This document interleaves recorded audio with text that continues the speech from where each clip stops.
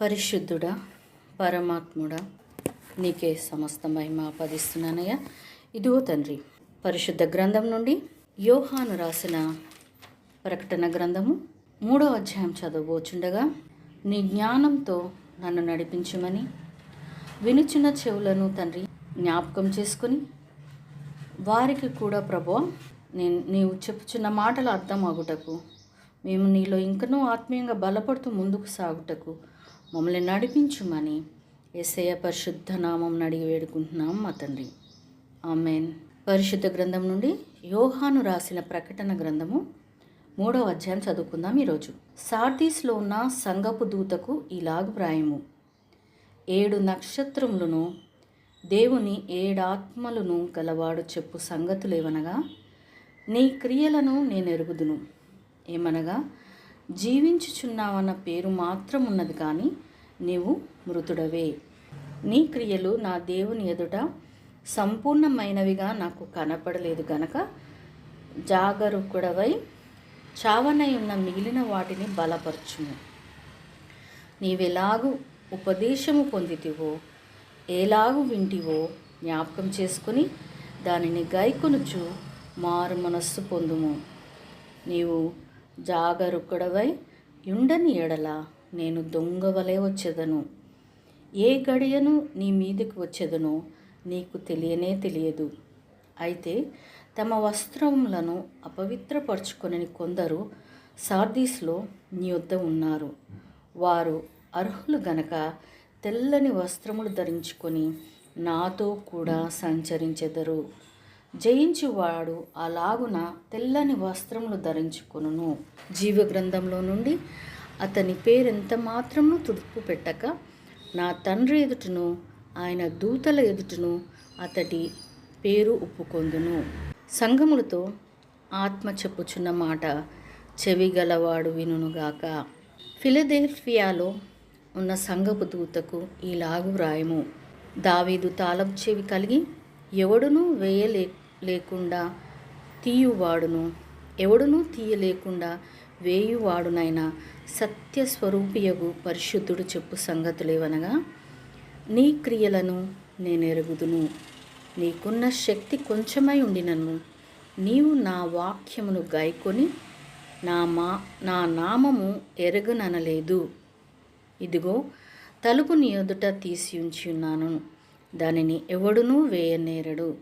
యూదులు కాకయే తాము యూదులమని అబద్ధమాడు సాతాను సమాజపు వారిని రప్పించెదను.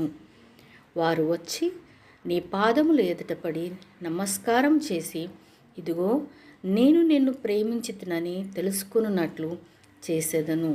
నీవు నా ఓర్పు విషయమైన వాక్యమును గైకొంటివి కనుక భూనివాసులను శోధించుటకు లోకమంతటి మీదికి రాబో శోధన కాలంలో నిన్ను కాపాడెదను. నేను త్వరగా వచ్చుచున్నాను. ఎవడునూ నీ కిరీటమును అపహరింపకుంటున్నట్లు నీకు కలిగిన దానిని గట్టిగా పట్టుకొనుము. జయించు వానిని నా దేవుని ఆలయంలో ఒక స్తంభముగా చేసేదను. అందులో నుండి వాడు ఇక మీదట ఎన్నటికీ వెలుపలికి పోడు. మరియు నా దేవుని పేరును పరలోకంలో నా దేవుని యొద్ద నుండి దిగి వచ్చుచున్న నూతనమైన యెరూషలేమును నా దేవుని పట్టణపు పేరును, నా క్రొత్త పేరును వాని మీద వ్రాసెదను. సంఘములతో ఆత్మ చెప్పుచున్న మాట చెవిగలవాడు వినుగాక. లవోదికయలో ఉన్న సంఘపు దూతకు ఇలాగు వ్రాయము.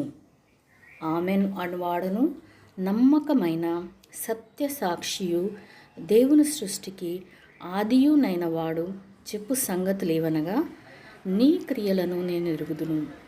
నీవు చల్లగానైనను వెచ్చగానైనను లేవు.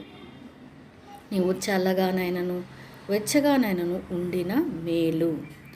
నీవు వెచ్చగానైనను చల్లగానైనను ఉండక నులువెచ్చనగా ఉన్నావు కనుక నేను నిన్ను నా నోట నుండి ఉమ్మివేయనుద్దేశించుచున్నాను.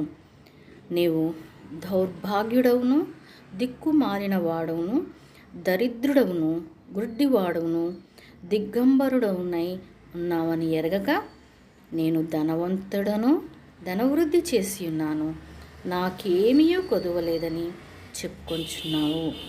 నీవు ధనవృద్ధి చేసుకొనున్నట్లు అగ్నిలో పుటము వేయబడిన బంగారంను నీ దిశముల సిగ్గు కనపడకుండునట్లు ధరించుకొనుటకు తెల్లని వస్త్రములను నీకు దృష్టి కలుగునట్లు నీ కన్నులకు కాటుకను నా యొద్ద కొనుమని నీకు బుద్ధి చెప్పుచున్నాను.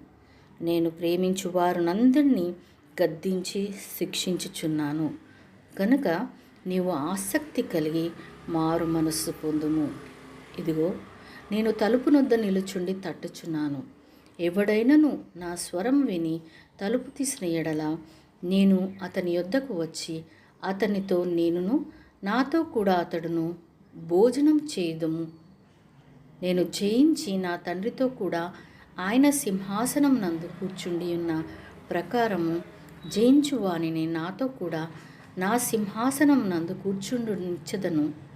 సంగములతో ఆత్మ చెప్పుచున్న మాట చెవిగలవాడు వినుగాక. ఆమేన్.